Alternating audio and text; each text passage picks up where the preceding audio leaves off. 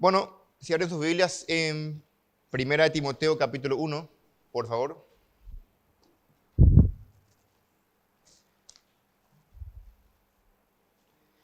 Primera de Timoteo capítulo 1, vamos a terminar hoy el capítulo 1. Bueno, esa es la idea, ¿verdad? Vamos a ver qué pasa por el camino.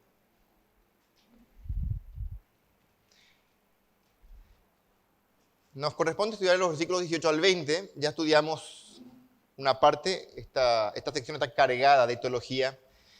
La idea no es tampoco avanzar rápido. Estamos abriendo el versículo, tratando de entender sus verdades.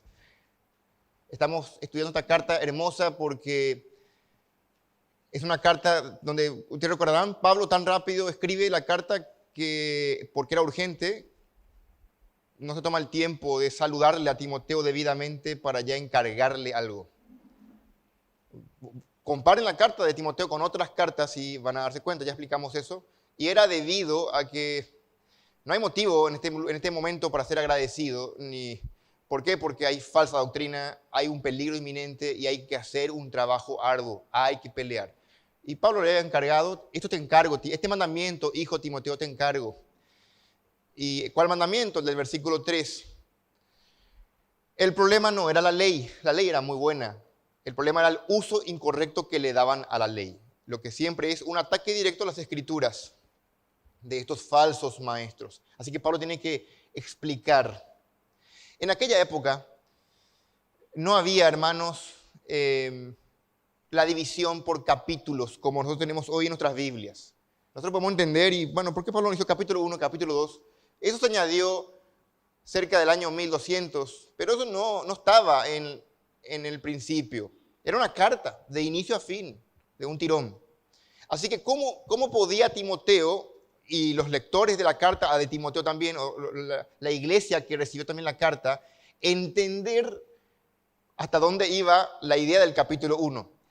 Y es fácil comprender por las figuras de lenguaje que se utilizaban en aquella época. Son recursos literarios. Y uno de esos recursos está presente en este capítulo 1, que es un inclusio. Un inclusio es cuando la primera parte y la última se parecen para decirte que todo lo del medio está relacionado. O sea, compone la idea. Y básicamente es esto lo que encontramos. Empieza el capítulo 1 diciendo, sin el saludo rápidamente, el mandamiento. Y al final del capítulo 1, este mandamiento menciona lo mismo. Y así que tenemos aquí de vuelta entonces la importancia para Timoteo de cumplir este mandato. ¿Cuál? El de hacer una impresionante batalla por la fe. Una batalla que hemos estudiado ya el domingo pasado. Perdón, no fue previo al Año Nuevo y a Navidad. Bueno, entonces no tenemos el tiempo, lastimosamente, de hacer un refresh, de apelo a sus memorias, de que recuerden.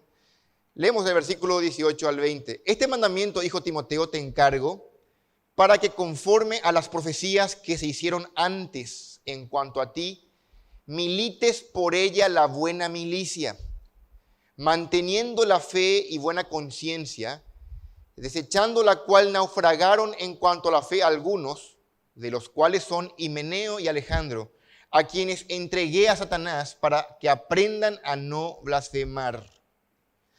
Este es el versículo que ya empezamos a estudiar, especialmente la parte de buena milicia. Habíamos visto lo que es el encargo que el creyente tiene de pelear la buena batalla. Ese es el gran punto de la sección, el encargo que tiene el creyente de pelear la buena batalla. Y ustedes recordarán que vimos una teología bíblica de la guerra o la batalla espiritual. Hemos rastreado en sus inicios donde comenzó que la batalla no es carnal, la batalla no es con armas nucleares, no es con armas de fuego, con puñal, con flecha. Estamos hablando de una guerra de índole espiritual. Como decía Pablo en Efesios, porque no tenemos lucha contra sangre y carne, sino contra principados, contra potestades, contra gobernadores de las tinieblas de este mundo, contra huestes espirituales de maldad en las regiones celestes. Así que todo el ministerio de Timoteo giraba en torno a que él pelee una buena batalla. ¿Se acuerdan que hablamos de que en toda guerra, en toda gran batalla, hay soldados destacados, soldados élite. Rambo. Bueno, Timoteo era un soldado especial para una tarea especial y era callar a estos falsos maestros, falsos pastores que estaban enseñando doctrina errónea. Y tan peligroso es eso que había que hacerlo rápido.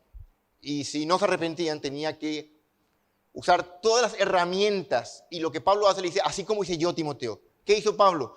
Entregó a algunos a Satanás. Y ese es un wow. ¿Qué es eso? Esa es la parte que no pudimos estudiar nosotros porque el tiempo no nos alcanzó. Vimos que en este pasaje se nos muestra cómo batallar. En este pasaje está muy explícito el hecho del cómo. Cuando dice allí, milites manteniendo. Ese que modifica milites la buena milicia, manteniendo la fe y la buena conciencia. Entonces, la forma de pelear la milicia es sin perder la buena conciencia, sin perder la buena doctrina, sin perder la fe, obviamente. Pero vamos a dar un paso más, porque no pudimos ver, y es que el duro trabajo que tiene la iglesia como ministerio, escuchen bien hermanos, es entregar a algunos al diablo. Cuando yo era chico, cuando era un niño, me acuerdo que tenía miedo de pocas cosas relacionadas a esta vida. Yo no tenía miedo de los monstruos, no tenía miedo de extraterrestres, no me causaba miedo el fantasma, Pora. Mis primos tenían miedo de ese tipo de cosas y yo no tenía miedo. Obviamente porque era cristiano y sabía que Dios nos protegía, pero sí tenía miedo de algo. Tenía mucho miedo de los demonios. Había visto películas de posesión demoníaca. Y escuchaba, cuidado porque eso es satánico.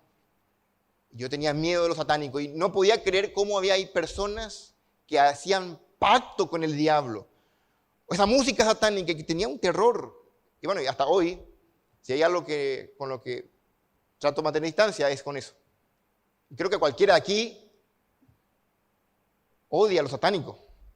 Estamos en guerra con Satanás. Por eso es impensable que agarremos, piensen hermanos en esta frase, que le agarremos a un miembro de esta iglesia y le agarremos y le soltemos a Satanás. Porque es eso precisamente lo que está diciendo aquí el pasaje. Y es lo que vamos a explicar. ¿Qué significa ser entregado a Satanás? Ese es el tenor, es el gran tema que ocupa nuestro tiempo esta mañana. Vamos a hacer el esfuerzo de terminar hoy. En realidad hay mucho material para hablar de esto y la idea no es irnos rápido. Voy a ir, si se me pasa todo la hora, voy a cortar. Pero la idea es abarcar todo.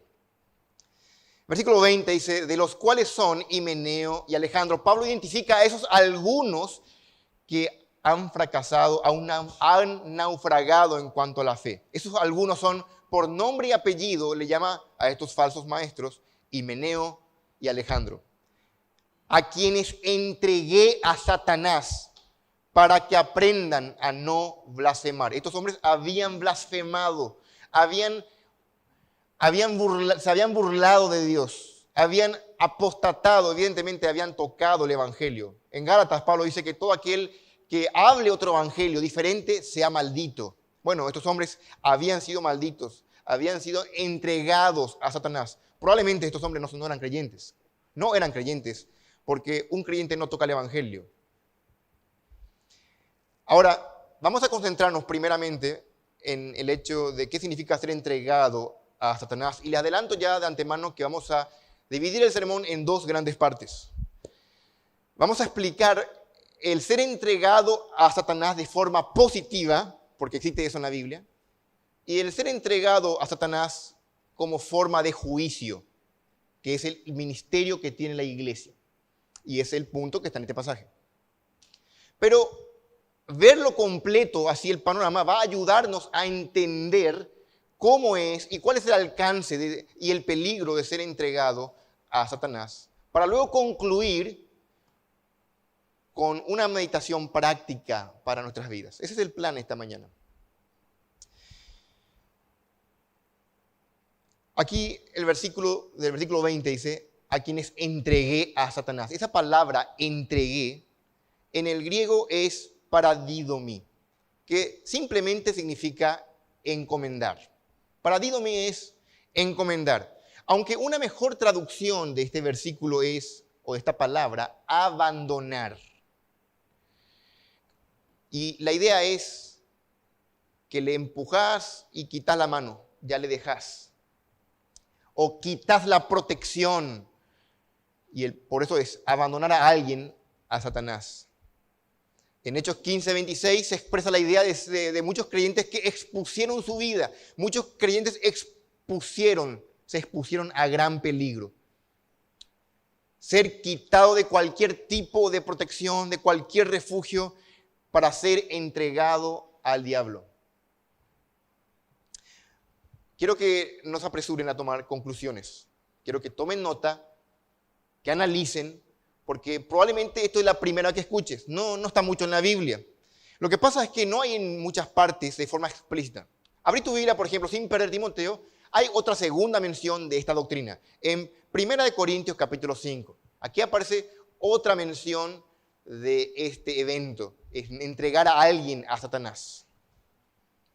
1 Corintios capítulo 5.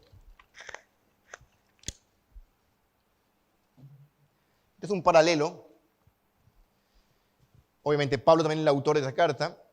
Y en este caso en particular, este hombre era un creyente. Y Meneo y Alejandro no. Así que vemos a un creyente ser entregado a Satanás y vemos a un incrédulo ser entregado a Satanás. Este hombre, no hay tiempo para leer todo, pero ahí el versículo 5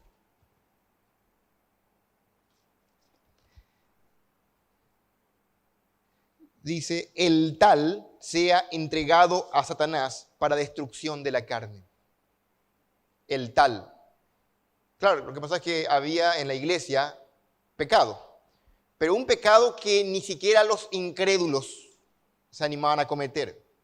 Algo aberrante. Y la iglesia no hacía nada. Entonces Pablo se enoja y Pablo le reprende duramente a esta iglesia. Y hagan esto. Agarren a ese impío y entreguen a Satanás. De hecho, creo que si no me equivoco, en el versículo 13 dice lo mismo. 5:13, a ver, allí.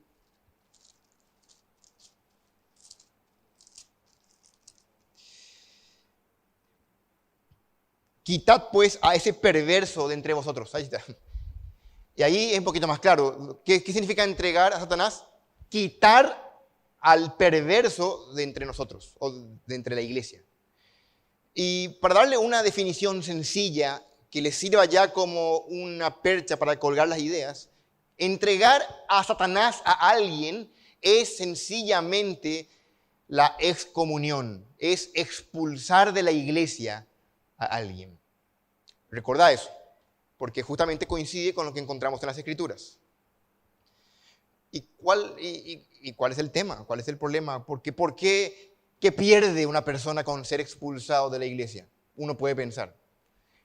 Piensen en el caso de un incrédulo. ¿Acaso no es mejor que el incrédulo venga y se exponga a la palabra para que sermón tras sermón su corazón se ablande? No. Y le deseo mostrar eso justamente con este pasaje, y era el punto de Pablo. Hay maneras y formas, tiempos en los cuales Dios obra. Las Escrituras enseñan con mucha claridad que no solamente es posible ser entregado a Satanás, sino que es un ministerio de la iglesia hacerlo. Hay lugares en los cuales Dios entrega a Satanás de forma definitiva a una persona. Y hay veces que Dios mismo entrega a una persona por un tiempo determinado, con un propósito soberano, a Satanás. Incluso a creyentes fieles. Son dos casos distintos, pero vamos a verlo ahora. Es como Mateo 18. ¿Se acuerdan de Mateo 18? No hace falta que abran, pero en Mateo 18 tenemos la regla de qué hacer cuando tenés a alguien con quien estás enojado. Si tienes algo contra tu hermano, ve y díselo. Si se arrepiente, has ganado a tu hermano. Pero si no, toma testigos y anda de vuelta con él. Si no se arrepintiere, dilo a la iglesia. Y si no lo hiciere, tenlo por gentil y publicano. Expulsale. Sáquenle. Ahora, vamos a comenzar a pensar. Dicho esta definición, leído estos versículos, quiero que piensen conmigo en esto. Para que alguien sea entregado a Satanás, significa que anteriormente no estaban bajo el poder de Satanás. O por lo menos no estaban completamente. O si no, no tiene chiste. Que se han entregado a Satanás, pero Satanás le tiene luego en su mano.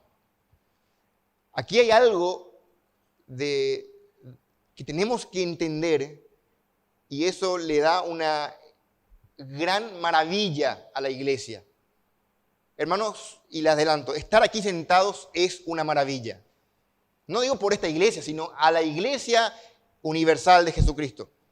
En todo el mundo, todo creyente que está congregándose ahora mismo debe estar gozoso porque está bajo el amparo y la protección de Dios en su iglesia.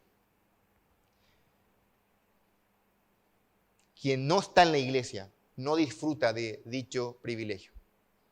Literalmente está a merced del diablo. En 1 de Juan, capítulo 5, versículo 19, yo les leo. Hay muchos versículos esta mañana. Yo le voy a pedir algunos para leer, otros yo voy a ir rápido. Pero la Biblia dice, hermanos, en 1 de Juan 5, 19, que el mundo entero está bajo el maligno. Eso quiere decir que la mayor cantidad de personas son hijos del diablo. El diablo los tiene cegados bajo su total control. Pero hay un grupo que no, y es el grupo de creyentes y el grupo de incrédulos que están con los creyentes. Aquí en este recinto, ojalá todos fuésemos creyentes, pero hay personas aquí probablemente que no son creyentes, pero que vienen. Nosotros no sabemos, pero Dios sí. Y esas personas que están aquí con nosotros disfrutan de las bendiciones de la iglesia, de la protección de la iglesia.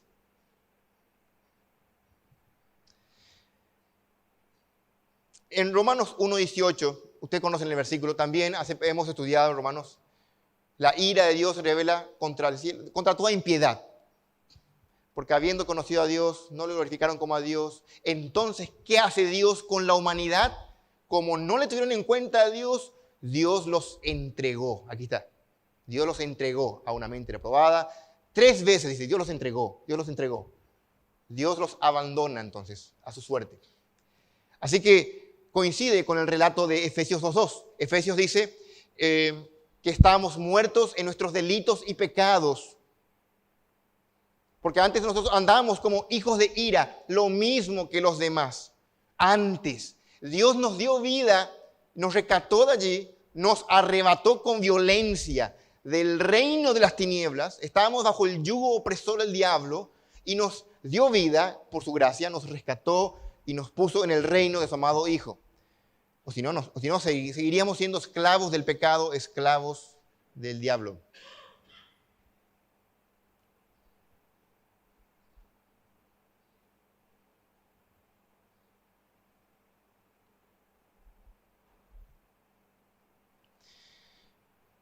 Entonces, hermanos, la raza humana, la humanidad completa está bajo el poder, el dominio del diablo.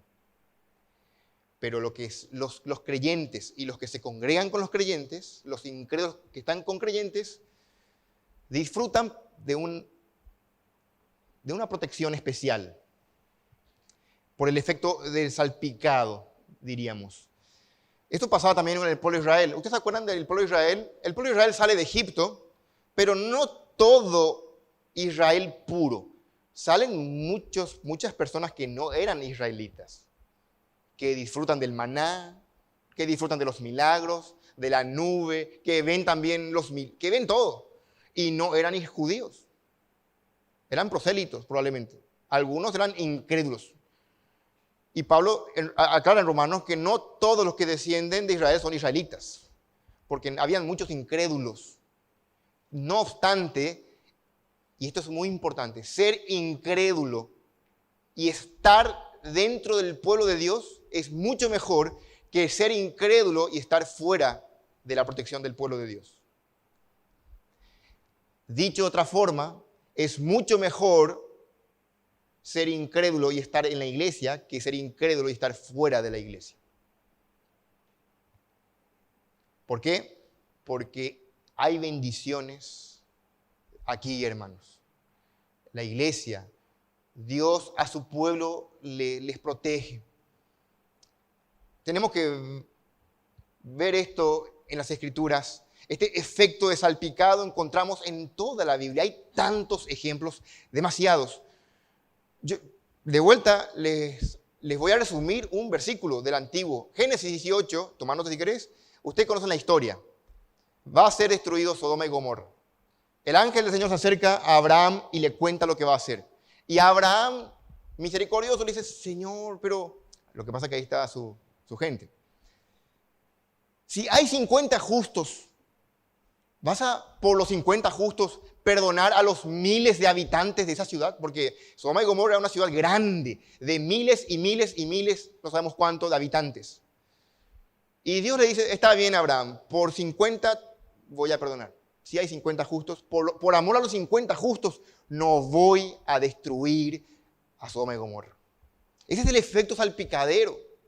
Bueno, pero el tema es que empeora, porque bueno, no había 50, así que no hay mucho de 50. Señor, ¿y por 45, 40, 30, 20? Y después, Señor, discúlpame, pero ¿y si hay 10? Y quedó así, y no es broma. Llegó hasta 10. Y Dios le dice, está bien, Abraham, no voy a destruir por amor a los 10, a una ciudad de miles. ¿Por qué? Porque esos 10 justos salpican la gracia para proteger al resto. Lo cierto es que Sodoma y Gomorra fue destruida porque no se hallaron 10 justos.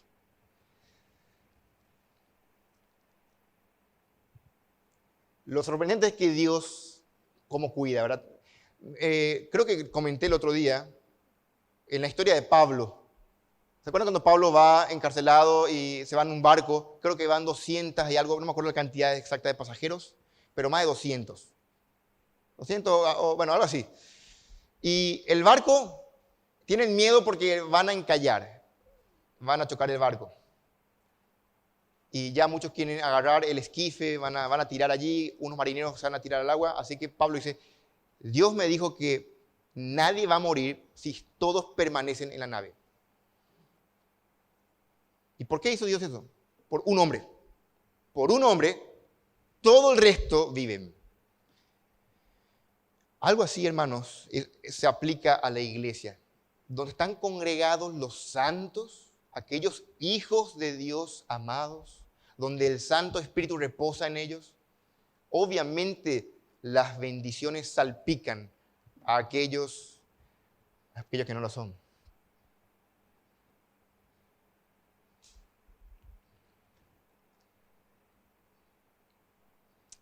Pasó también con el pueblo de Israel, los que salieron de la tierra prometida y conquistaron.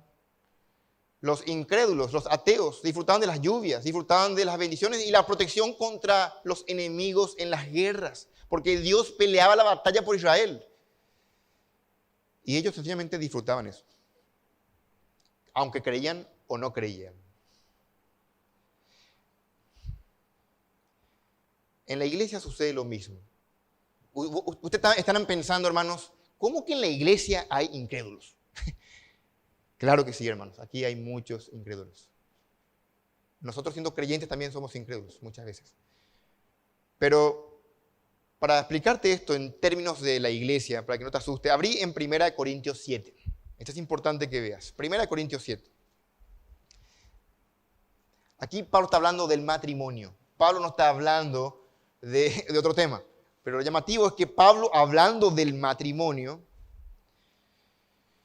y salta con la pregunta, ¿y qué pasa si el cónyuge es creyente? O sea, uno es creyente y el cónyuge no. ¿Qué pasa con el cónyuge incrédulo? 7:14. Vean lo que dice 7:14. Porque el marido incrédulo es santificado en la mujer y la mujer incrédula en el marido. Pues de otra manera vuestros hijos serían inmundos, mientras que ahora son santos. Ese es el efecto salpicado, vean. Imagínense, el marido tiene una esposa incrédula. Y por eso dice, no abandone. ¿Por qué? Porque no abandone al cónyuge incrédulo. Porque la gracia de Dios actúa, obviamente, y obra en ese efecto salpicado que aún hasta los hijos no son inmundos delante de Dios, sino reciben parte de esta protección.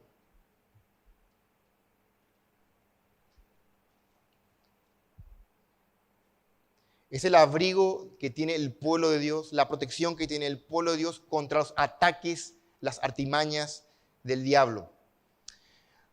Ahora, nosotros, hermanos, también estamos sujetos todo el tiempo, ¿me están entendiendo? Estamos todo el tiempo sujetos al ataque del diablo.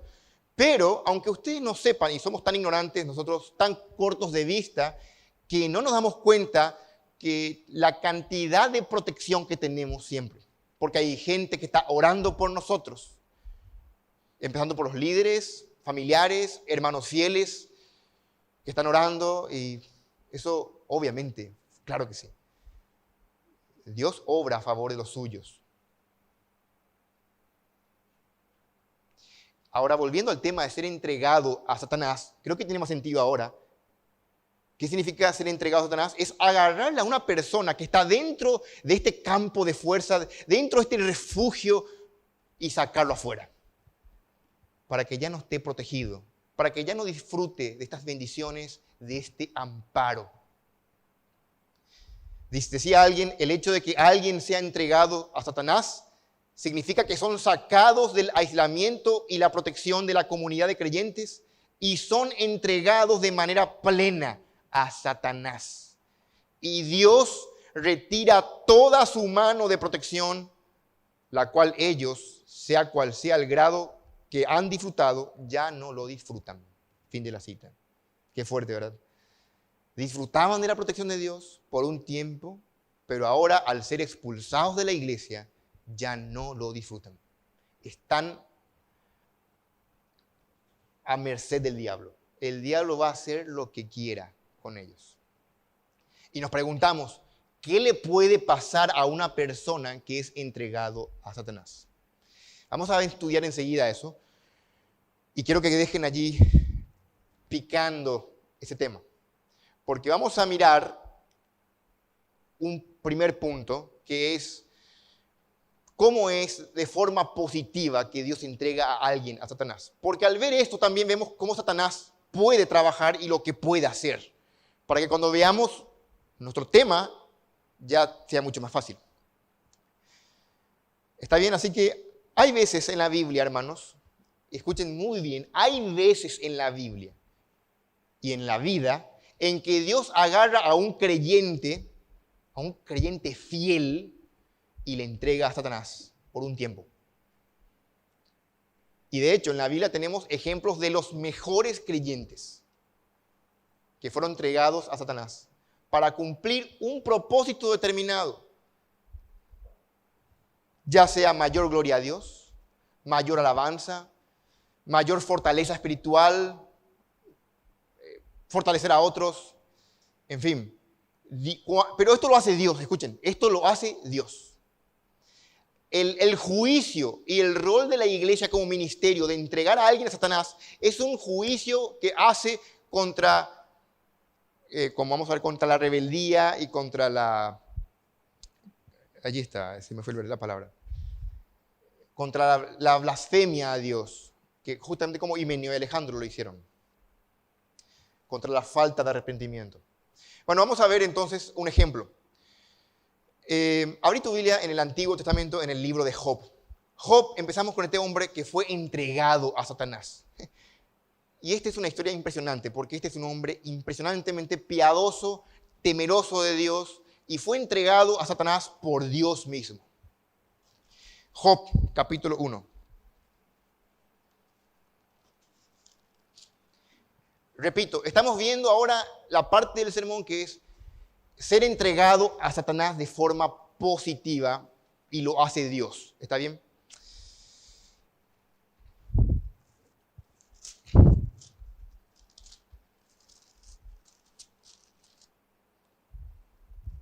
Hubo en la tierra de Uz un varón llamado Job, y este era hombre perfecto y recto, temeroso de Dios y apartado del mal.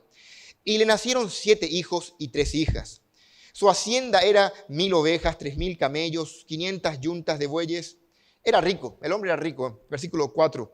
E iban sus hijos y hacían banquetes en sus casas, cada uno en su día, y enviaban a llamar a sus 3 hermanas para que comiesen y bebiesen con ellos.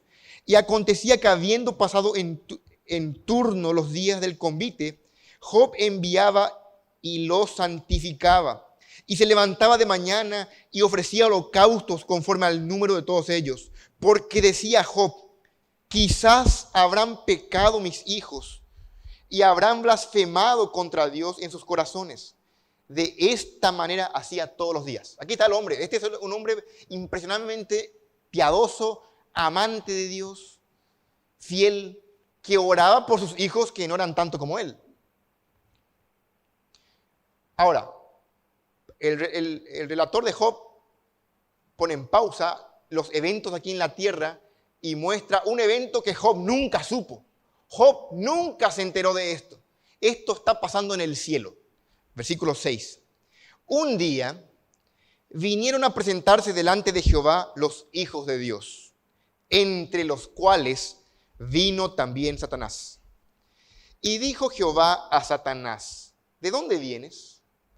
Respondiendo Satanás a Jehová, dijo, de rodear la tierra y andar por ella. Y Jehová dijo a Satanás, ¿no has considerado a mi siervo Job, que no hay otro como él en la tierra, varón perfecto y recto, temeroso de Dios y apartado del mal?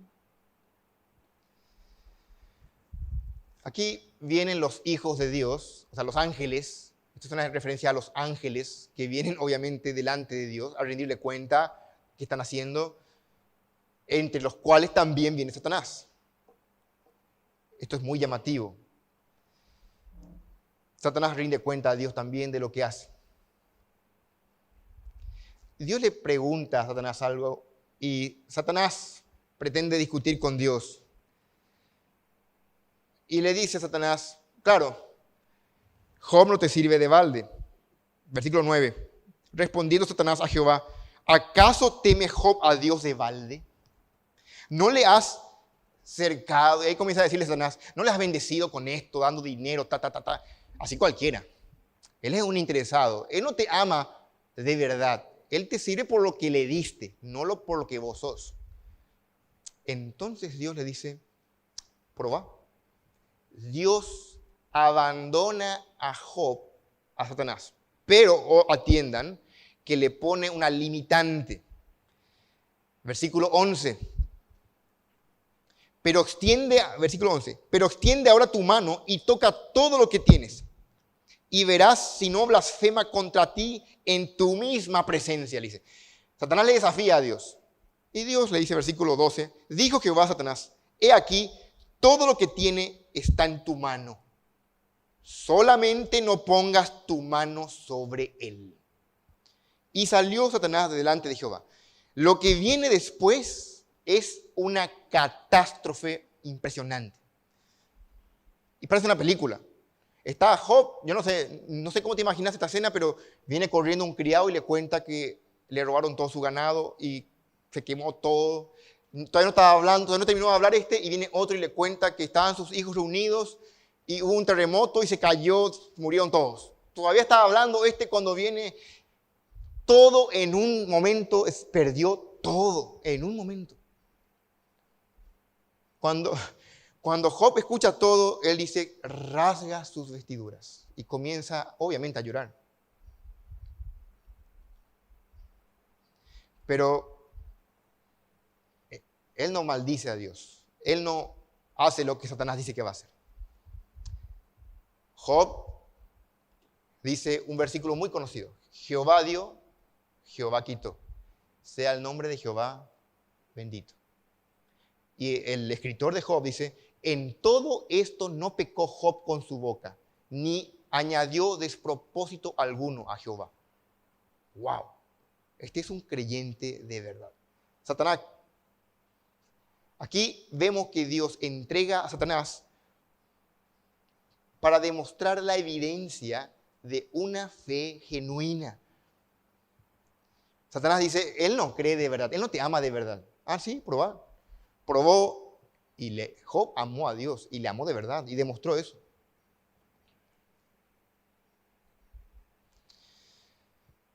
Vemos que Dios tiene un control total sobre el nivel de daño que Satanás puede hacer. Satanás tocó todas las cosas materiales, inclusive la vida de sus hijos. Satanás mató a todos los hijos de Job. No tocó a la esposa de Job, no sé por qué. Pero Job se quedó con su esposa, que no era la mujer de Proverbios 31. Pero increíblemente luego lo perdió todo.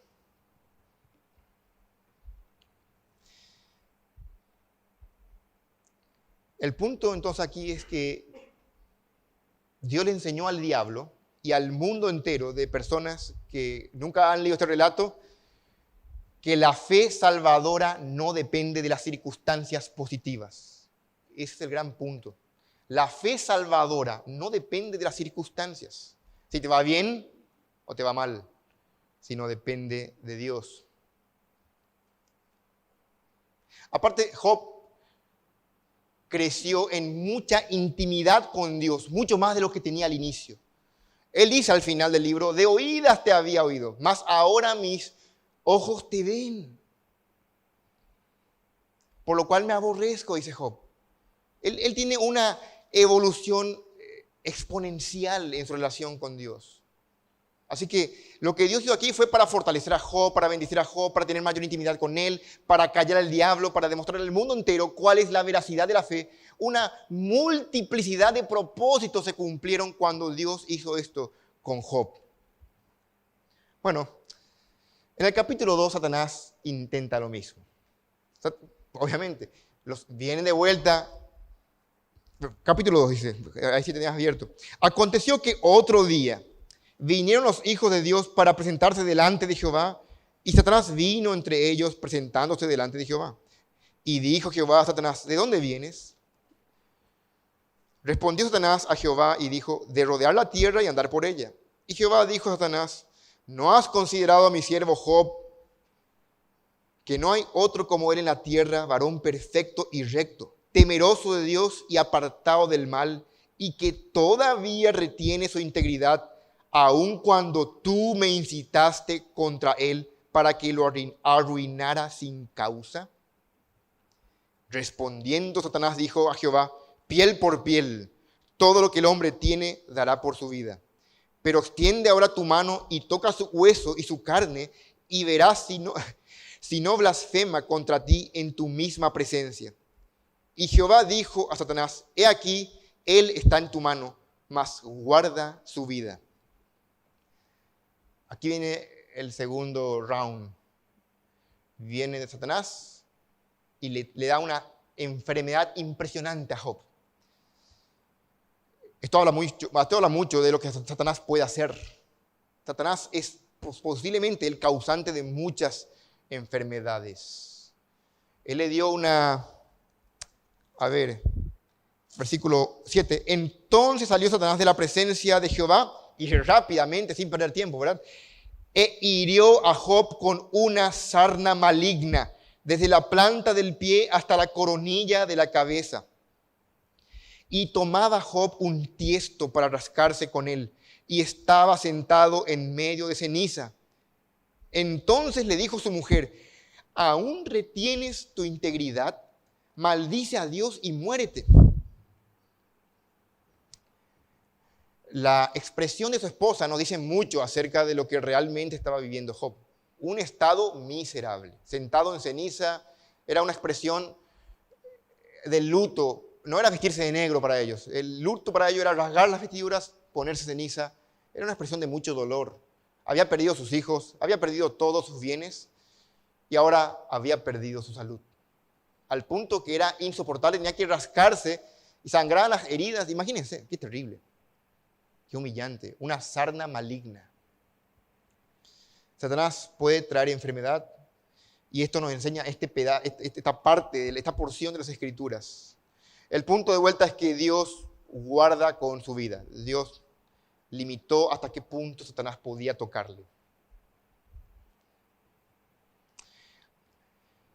Llega un tiempo en que Dios va a recompensar a la persona fiel, pero por un tiempo el Señor puede escoger entregar a un creyente fiel a Satanás para que se cumplan ciertos propósitos, como en el caso de Job. Job nunca se enteró lo que pasó en el cielo. Lo que viene después en el libro de Job es una serie de diálogos, porque los amigos de Job vienen, se sientan, una semana están callados, le miran y luego comienzan a hablar. Y comienzan a decirle, vos tenés pecado oculto. Probablemente vos... Y comienzan a acusarle a Job. Y Job comienza, después de un rato, a defenderse. Son idas y vueltas. Hasta que aparece Dios en el capítulo 37. Y se callan todos. Y este libro nos enseña acerca de que, ¿dónde? ¿Vos sabés? ¿Vos podés? No puedes, no sabes. Dios es soberano. Y Job aprendió acerca de la soberanía de Dios. Dios pudo haberle dicho, Job, está lo que pasa. Lo que pasa es que el diablo vino en el cielo. Dios no le contó. Dios no le dijo nada a Job, no le explicó lo que estaba pasando. Dios le dijo a Job sencillamente unas cuantas preguntas y Job se cayó. Y esto habló de, como le dije hace rato, que Job creció en su conocimiento acerca de Dios.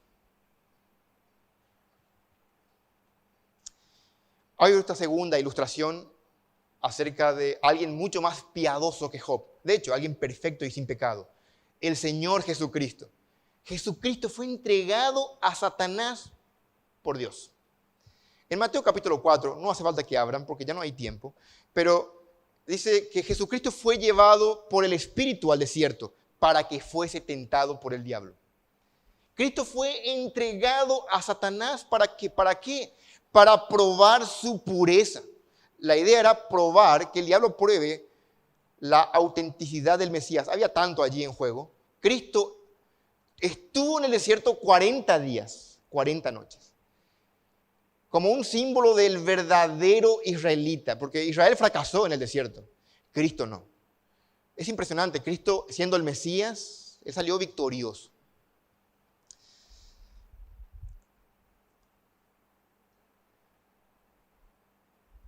Y si pueden pensar allí en cada una de las tentaciones. El diablo ahora tiene que esmerarse. Viene y comienza a tentar a Cristo con algo que Cristo quería. Le ofrece los reinos del mundo. Mira, vos querés reinar. ¿Para qué vas a morir? Toma, yo te doy. Solamente te queda postrarte. Tentador, ¿verdad? ¿Para qué la cruz? ¿Para qué separarte de la Trinidad por culpa del pecado? ¿Para qué si tenés aquí? Arrollate y ya te doy. Parece fácil, ¿verdad? Le tienta con la comida. Vos tenés el poder, ¿por qué no convertís la piedra en pan? ¿Esto no es pecado? No es pecado. Aparentemente, ¿verdad? Pero sería desconfiar del poder de Dios, es un despropósito.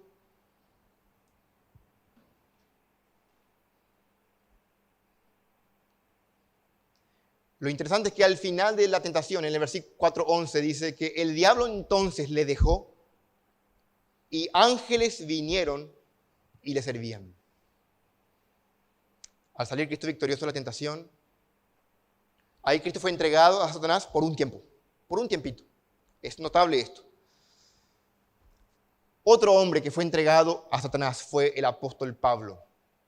Pero no completamente, sino en una parte, esto es notable, en una parte de su vida, Pablo fue entregado a Satanás con un propósito en particular, de que Pablo no se enalteciese en sobremanera. Hermanos, esto está en 2 Corintios 12. El punto es que Pablo recibió muchas revelaciones. Dice Pablo, yo no sé, dice Pablo, si fue en el cuerpo o fue en espíritu, de que fui arrebatado al tercer cielo para ver cosas que no puedo decir, dice Pablo. Y para que yo no me enaltezca en sobremanera por la cantidad de revelación que vi, para que yo no me crea el super apóstol, Dios me envió un mensajero de Satanás que me abofetee, dice. Por lo cual ya le pedí a Dios 3 veces que le quite. No es que Pablo no tuvo fe. Ahí los pentecostales van a decirle, pedí con fe y Dios te va a quitar. Nada que ver. Pablo era el hombre que tenía más fe y pidió y 3 veces dice.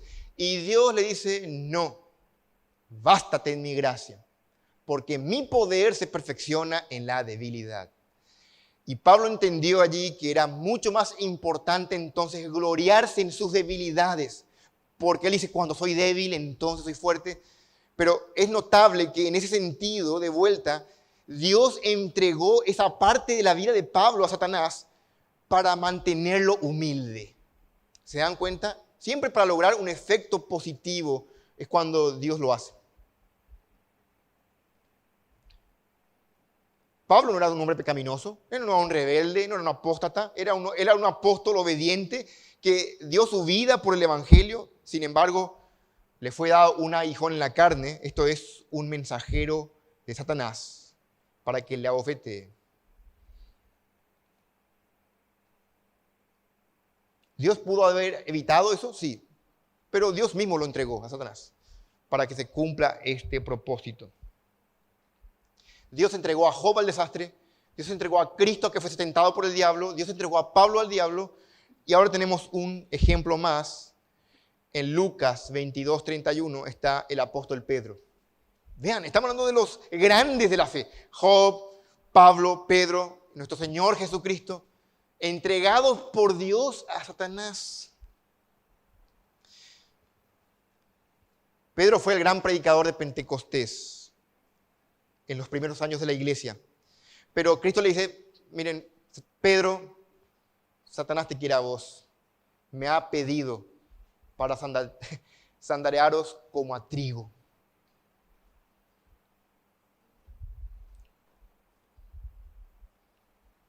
En otras palabras, Satanás te quiere aplastar, Pedro.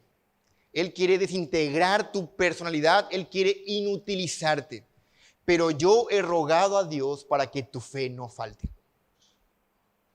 Vean que Cristo, yo no le voy a permitir que te entreguen al diablo, yo te voy a cuidar, Pedro. Cristo dice, te va a entregar a Satanás, pero yo voy a orar a Dios para que tu fe no falte. ¿Qué hizo Pedro? Señor, yo nunca te voy a abandonar, yo voy a dar mi vida por vos. Pedro le negó a Cristo 3 veces antes que el gallo cante.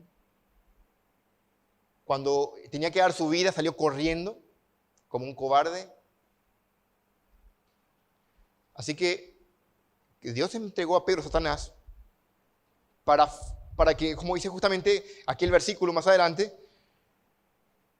yo he rogado por ti para que tu fe no falte y en últimas, una vez vuelto, fortalezca a los hermanos. Cuando Pedro sea restaurado por el Señor, él venga con tanta fortaleza para que fortalezca a otros. ¿Y saben qué escribió Pedro? Pedro escribe ese conocido versículo que dice que el diablo anda como león rugiente buscando a quien devorar.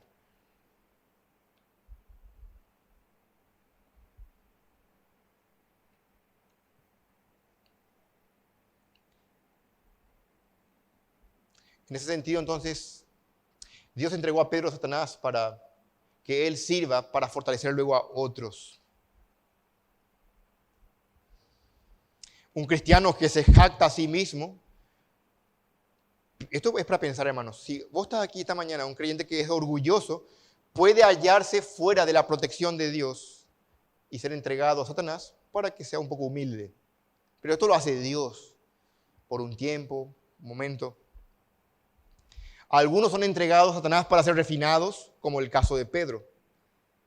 Otros son entregados a Satanás para que tengan más eficacia, como el caso de Pablo, por ejemplo.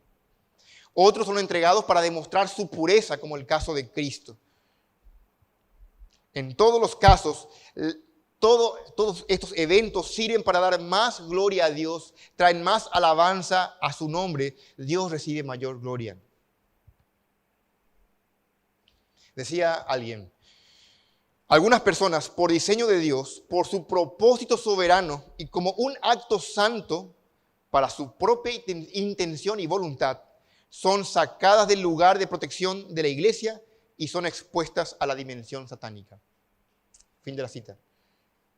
Esto es de forma positiva cuando Dios temporalmente agarra a un creyente fiel para poder pulirlo, afinarlo y lo expone un poquito, lo quita de la protección, o si no, no nos puede tocar nadie.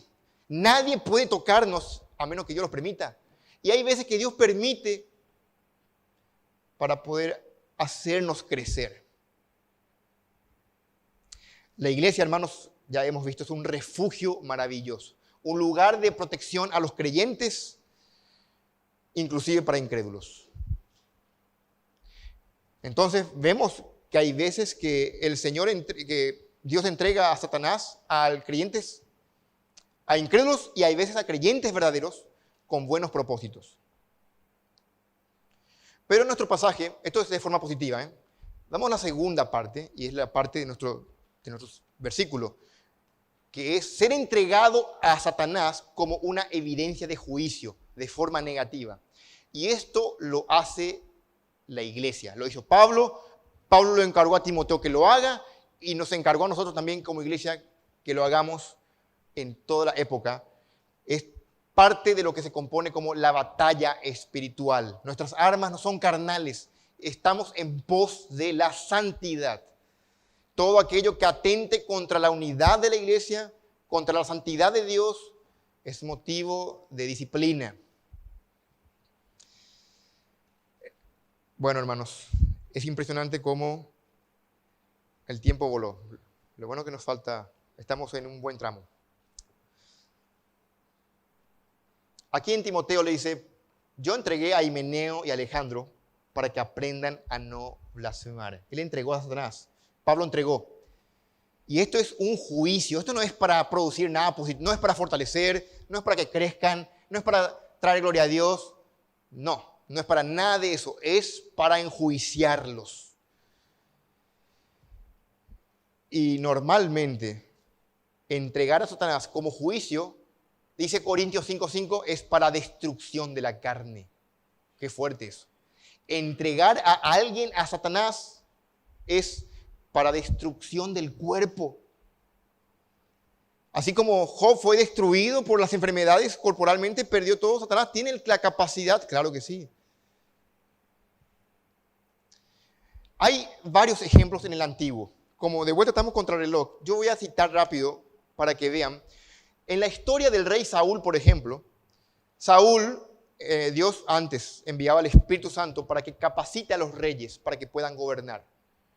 Cuando Saúl desobedece, Dios lo desecha.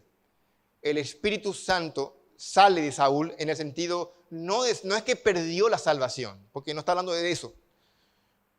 Saúl no fue salvo. Perdió la capacidad de gobernar como representante de Dios. Ya no representaba a Dios. Dios se buscó un nuevo rey, el joven David de 17 años. David fue ungido como rey antes de pelear con Goliat por Samuel. Bueno, el punto es que Saúl, al apartarse de Dios, se fue de mal en peor. Cometía torpezas. Pero no solamente que Dios retiró su espíritu de él, sino que, dice ahí la Biblia, un espíritu malo de parte de Jehová atormentaba a Saúl. Esto es, Saúl fue entregado a Satanás y la palabra no es que fue poseído por un demonio, sino atormentado por un demonio. Esa es la palabra bíblica. Ser poseído por un demonio no es una palabra bíblica. Entonces, si pensamos correctamente, Saúl fue atormentado al punto que David fue a tocar el arpita y se calmaba Saúl. Pero de repente le venía de vuelta la locura y él agarraba su lanza y le jugó a David varias veces, ¿se acuerdan? Y el punto es destrucción de la carne. Saúl se fue volviendo loco, se fue a consultar con la bruja de Endor por Samuel muerto. Estaba tan desesperado, comenzó a profetizar desnudo, terminó el rey de Israel desnudo en el piso, exhibido, una total humillación. ¿Y cómo termina? Suicidándose. Terrible, eso es ser entregado a Satanás. Qué duro, ¿verdad? Un caso Similar en el Nuevo Testamento, Judas Iscariote. Judas Iscariote también estuvo entre los 12, entre los íntimos de Cristo, en los 12 hombres más privilegiados que estuvieron cerca de nuestro Señor, escuchándole todos los sermones, viendo todas las señales. Y sin embargo vemos que en la última cena, Satanás entró en él. Fue entregado a Satanás. ¿Y qué hizo Judas? Fue y se ahorcó de una rama que se rompió y se cayó por una roca que era tan alta que se partió todo su cuerpo y sus intestinos salieron todos afuera. Es terrible. ¿Qué significa ser entregado a Satanás? Estoy hablando de dos incrédulos, Saúl y Judas. Pero en el Nuevo Testamento también tenemos creyentes que fueron entregados a Satanás. Por ejemplo, en Hechos 5 tenemos Ananías y Zafira, por ejemplo, que le mintieron al Espíritu Santo. ¿Y qué pasó? Automáticamente mueren. Ellos eran creyentes. Para poder mentir al Espíritu tenés que tener una relación con Él. No se fueron al infierno porque eran creyentes, obviamente, pero murieron. En Hebreos 2 dice que Satanás tiene el poder de la muerte. Hay ocasiones entonces en las que Dios entrega personas a Satanás para que él use ese poder. Y es lo que pasó allí en Hechos 5. Ananías y Zafira murieron.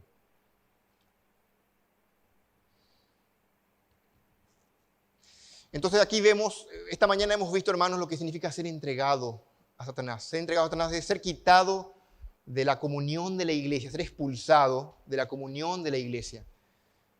Para que esa persona ya no participe de los privilegios de la protección divina, para que Satanás haga lo que quiera con él. Qué duro, ¿verdad? Sí, es muy duro. Es muy triste. Y esto sucede cuando no hay arrepentimiento. Esto lo hace la iglesia como para mantener la iglesia. Escuchen, aquí se dan cuenta que es mucho más importante la santidad, la verdad, que el supuesto amor. Y es una señal de amor hacer esto. Porque si es un creyente, escuchen muy bien, si la persona es un creyente, esa persona se va a salvar. Yo pienso que algunos están pensando, pero qué duro es eso. Muchos en la iglesia de Corinto pensaban así. Y por eso no expulsaban al impío de su congregación. Y Pablo tiene que retarles. Pablo tiene que decirles, qué vergüenza ustedes. Abrí de vuelta en Corintios 5 para ver esta parte. 1 Corintios 5.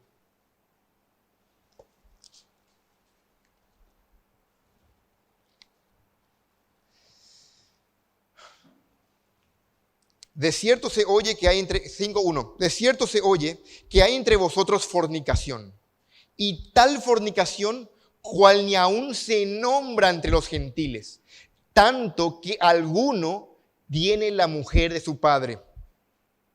Y vosotros estáis envanecidos. ¿No deberías más bien haberos lamentado para que fuese quitado de en medio de vosotros el que cometió tal acción? Ciertamente yo, como ausente en cuerpo, pero presente en espíritu, ya como presente es juzgado al que tal cosa ha hecho. En el nombre de nuestro Señor Jesucristo, reunidos vosotros y mi espíritu, con el poder de nuestro Señor Jesucristo, el tal sea entregado a Satanás para destrucción de la carne, a fin, vean esto, de que el espíritu sea salvo en el día del Señor.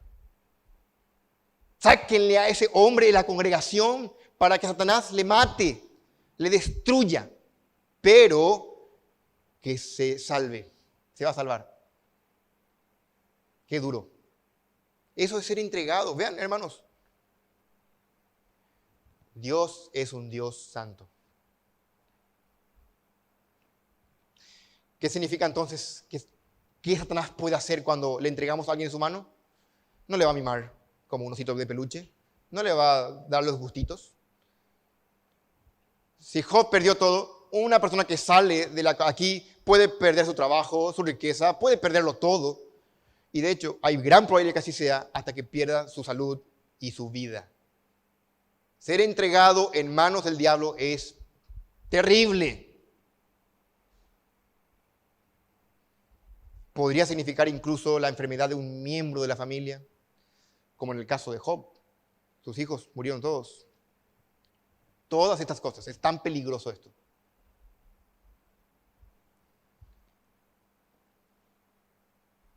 Ahora, para concluir, teniendo aquí en vista ambas cosas, quiero que pensemos, hermanos queridos,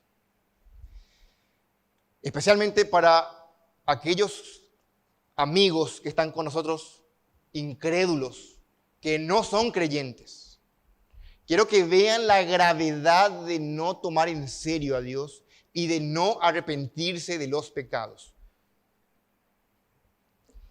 Están pasando ustedes, hablo por los que no son creyentes aún, por un serio peligro de ser entregados a Satanás para enfrentar un juicio eterno en las llamas del infierno.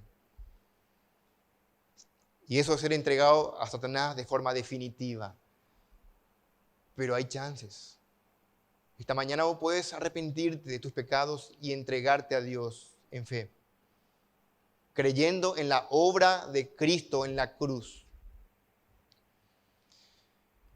Ahora, hablando a ustedes, mis hermanos, los que somos creyentes, nosotros tenemos que cultivar la obediencia, crecer en la fe,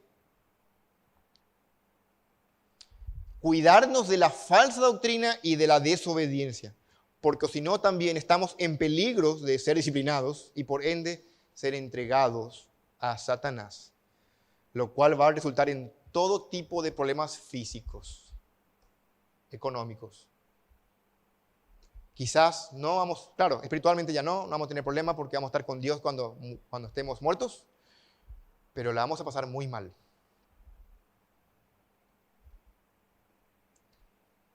El diablo anda buscando alrededor a quien devorar. Satanás quiere, pero destruir la mayor cantidad de soldados de Jesucristo posiblemente.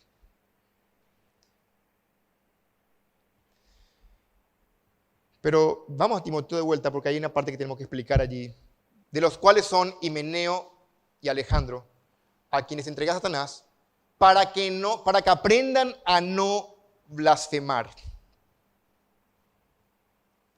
Estos corrompieron el evangelio. ¿Qué significa esto? Aprendan a no blasfemar. Vamos a explicar enseguida. Bueno, no se sabe mucho si estos hombres murieron, si le agarró enfermedad. Lo que tenemos es aquí en la Biblia. No hay más. Pero lo que tenemos ahí, el dato es que fueron entregados a Satanás para que Satanás hiciera con ellos lo que tenía que haber hecho.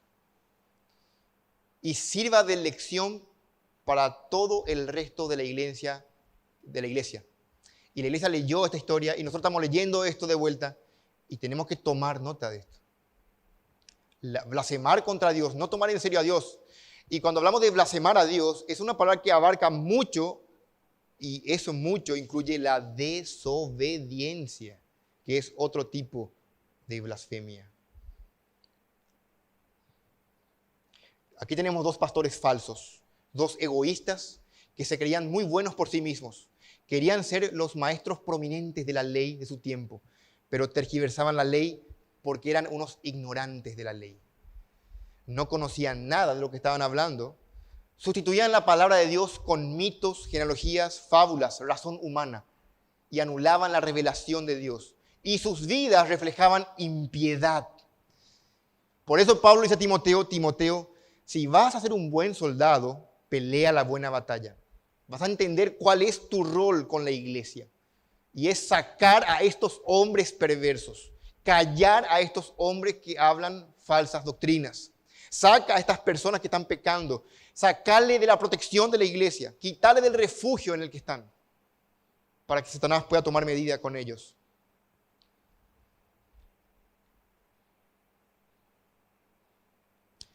Quitarles, Timoteo, de todo lo bueno y lo piadoso, para que aprendan a no salirse con la suya, a no blasfemar. La palabra aprendan, para que aprendan a no blasfemar, ¿qué es? Para que aprendan es paideu, que significa entrenar mediante el castigo. Una palabra interesante porque significa en algunas partes entrenar y en otras castigar, con golpes físicos o de mucha aflicción. Hermanos, hablando de esto, en Corintios 11, que vamos a enseguida ver los símbolos de la Santa Cena, Pablo, hablando de la Santa Cena, dice que aquellos que no toman con la seriedad el caso, los símbolos de la Santa Cena, del memorial, hay muchos debilitados entre vosotros y muchos duermen. Muchos murieron y muchos enfermos. ¿Se dan cuenta? No es nada menor. Porque es el partimiento del pan, el lugar donde nosotros hacemos cuenta de la lucha que tenemos contra el pecado. Y aquí aparece la misma palabra, paideu. Somos entrenados por Dios mediante el sufrimiento. En este caso, como ellos no eran hijos de Dios, estos hombres fueron castigados por Dios mediante el sufrimiento, pero sirvieron de aprendizaje para el resto de la iglesia. No sabemos qué enfermedad tuvieron, qué desastre o catástrofe padecieron, pero sí sabemos que por ridiculizar a Dios, por calumniar a Dios y tomar su palabra de forma mala, estos hombres fueron castigados por Él y sirvieron de ejemplo. Y sirven de ejemplo, ahora estamos exponiendo esto.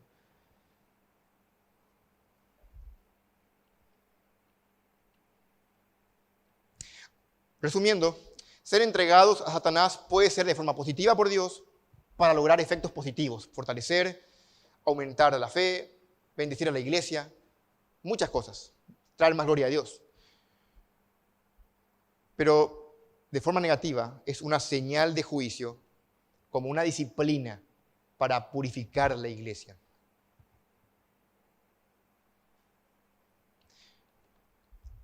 ¿Qué hacemos? ¿Cuál es el remedio? ¿Cómo usted evita la parte de la disciplina y del juicio? Al escuchar todo esto, ¿cómo hago para evitar el juicio divino? Porque si estás escuchando es porque hay chances. Aquí sí hay chances. Allá en el cielo ya no, pero aquí hay chances de hacer algo.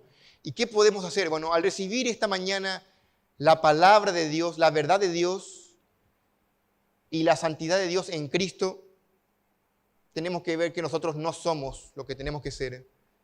Tenemos que mirar que todo lo que somos es gracias a la persona y obra de Jesucristo. Y debemos refugiarnos en Él y arrepentirnos de nuestros pecados, buscar una vía de obediencia. Porque la buena batalla se pelea con buena conciencia.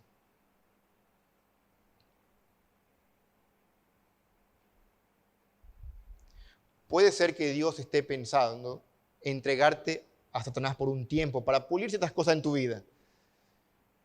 Si vos te das cuenta, toma medidas ya antes, no sé. Vos te das cuenta que no es agradable. Porque Dios usa el sufrimiento para entrenarnos. Pedro habla mucho de eso. Dice que Dios afirma, fortalece, perfecciona, pero duele.